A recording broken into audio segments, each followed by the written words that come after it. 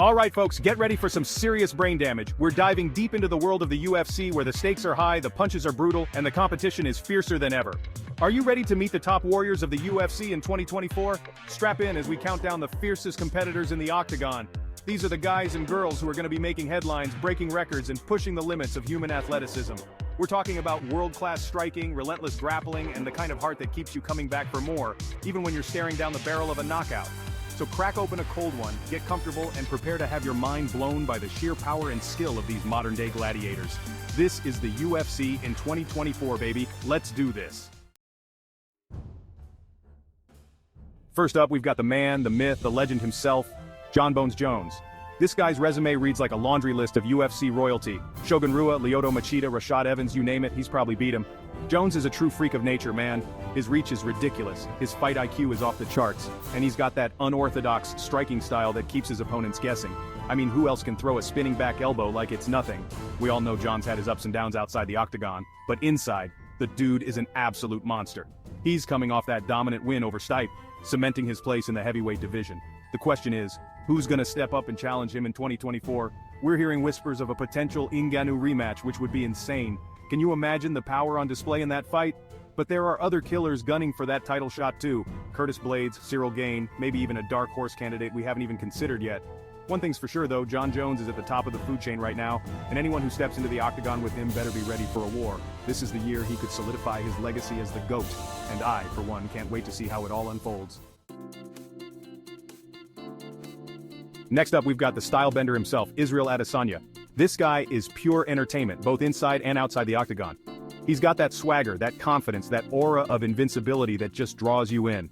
Adesanya is a master striker, plain and simple. His footwork is poetry in motion, his distance management is impeccable, and his precision is laser-like. He's picked apart some of the best in the middleweight division, but that upset loss to Pereira, man, that was a tough one to swallow. But here's the thing about Adesanya, he's a goddamn warrior.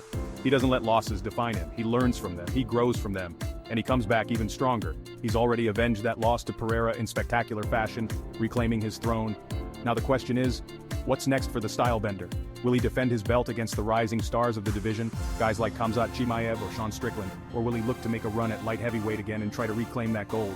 Whatever he decides, you know it's going to be must-see TV. Adesanya is one of the most exciting fighters on the planet, and I can't wait to see what he does next.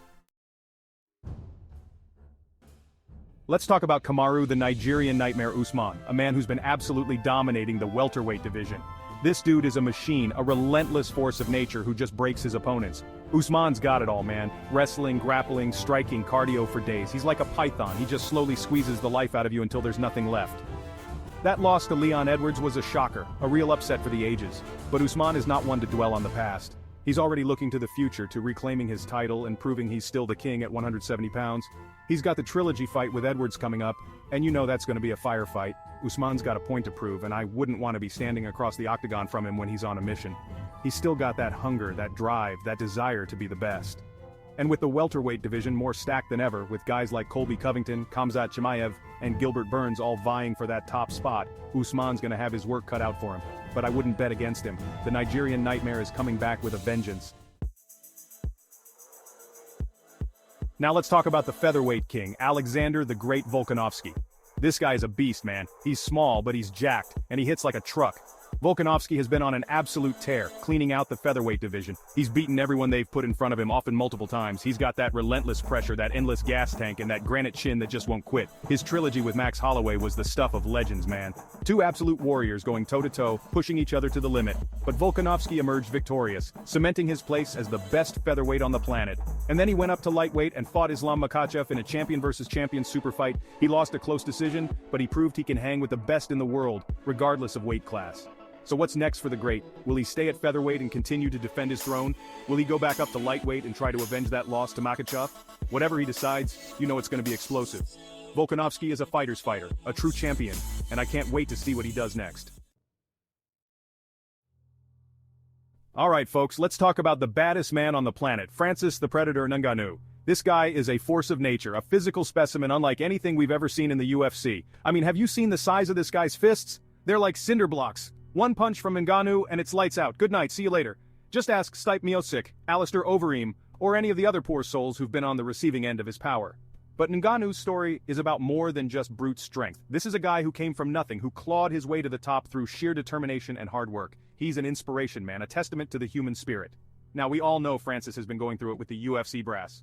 Contract disputes, disagreements over his worth. It's been a whole thing. He wants to get paid what he deserves, and rightfully so. The question is, will he fight in the UFC again in 2024? Will he finally get that boxing match he's been chasing? Or will he take his talents elsewhere? Only time will tell. But one thing's for sure, wherever Francis Ngannou goes, the world will be watching. Now let's talk about Charles do Bronx Oliveira, one of the most exciting and unpredictable fighters in the UFC today. This guy is a finishing machine, man. He's got more submission wins than anyone in UFC history, and his striking is getting better and better every time he steps into the octagon. Oliveira's story is one of resilience and redemption. He's had his ups and downs, but he's always come back stronger. He's a true warrior, a fan favorite, and a danger to anyone in the lightweight division. That fight against Islam Makhachev was a tough one, but Oliveira showed his heart and his grit. He never gives up, he never backs down, and you know he's coming back with a vengeance. So what's next for do Bronx? Will he get another shot at the title? Will he go on another epic win streak and cement his legacy as one of the greatest lightweights of all time? We'll have to wait and see, but one thing's for sure. Charles Oliveira is must-see TV. He's always looking for the finish, and you know he's going to bring the heat every time he steps into the octagon. Let's move on to the women's divisions, where Valentina "Bullet" Shevchenko reigns supreme. This woman is an absolute assassin, a technician in every sense of the word. Shevchenko's striking is crisp, her grappling is world-class, and her fight IQ is off the charts. She's dismantled some of the best female fighters in the world, and she doesn't seem to be slowing down anytime soon. She's had a few close calls lately, but she's always found a way to win. She's a true champion, a warrior, and an inspiration to young women all over the world. The flyweight division is getting more and more competitive, but Shevchenko is still the queen. Can anyone dethrone her? Can anyone even challenge her? We'll have to wait and see, but one thing's for sure. Valentina Shevchenko is one of the most dominant champions in UFC history, and she's not going anywhere anytime soon. And, of course, we can't forget about the woman who shocked the world, Amanda the Lioness Nunes. This woman is a legend, a two-division champion who has run through the competition like a hot knife through butter. Nunes is a force of nature, man. She's got knockout power in both hands, she's a black belt in Brazilian Jiu-Jitsu, and she's got that killer instinct that separates the good from the great. That upset loss to Juliana Pena was a huge wake-up call, but Nunes bounced back like a true champion, reclaiming her bantamweight title in dominant fashion. Now she's back on top of the world, and the question is, what's next? Will she defend her bantamweight title again? Will she try to reclaim the featherweight belt? Or will she retire on top? Only time will tell, but one thing's for sure. Amanda Nunes is one of the greatest female fighters of all time, and whatever she decides to do, she's earned the right to do it on her own terms. So there you have it, folks, the top 10 UFC fighters to watch out for in 2024. These are the best of the best, the cream of the crop, the warriors who are going to make this year one for the ages. We've got title fights, grudge matches, rising stars, and legends looking to cement their legacy.